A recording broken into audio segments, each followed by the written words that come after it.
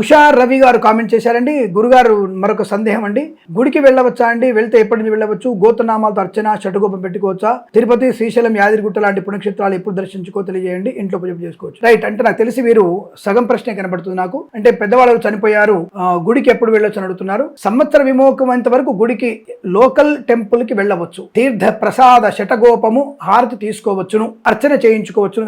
కానీ గోత్రనామాలతో పనికిరాదు, కానీ అర్చన కూడదు. గోత్రనామాలు చెప్పుకుని అర్చన చేయలేం కదా, కానీ లోక కళ్యాణం కొరకు మీరు అర్చన చేయించవచ్చు. స్వామివారి కళ్యాణం ఏంది, మీరు అర్చన స్వామివారి కళ్యాణం డబ్బులు కట్టవచ్చు, గోత్రనామాలు ఇవ్వకండి, స్వామివారి పేరు చెప్పండి. భగవంతుడు తెలుస్తుందిగా, ఎందుకంటే మీరు పితృదీక్షలో ఉంటారు కాబట్టి సంవత్సర కాలం పాటు మీరు అటువంటి పూజాధికాలు చేయకూడదు. తిరుపతి శ్రీశైలం యాదగిరిగుట్ట అలాగే మనకి వేములవాడ లాంటి తీర్థయాత్రలు కూడా చేయకూడదు. సంవత్సర విమోకం తర్వాతనే మీరు వెళ్ళవచ్చమ్మా, శుభం కలుగుతుంది. అలాగే ఇటువంటి విషయాల కొరకే మన ఛానల్ని సబ్స్క్రైబ్ చేసుకోవాలి.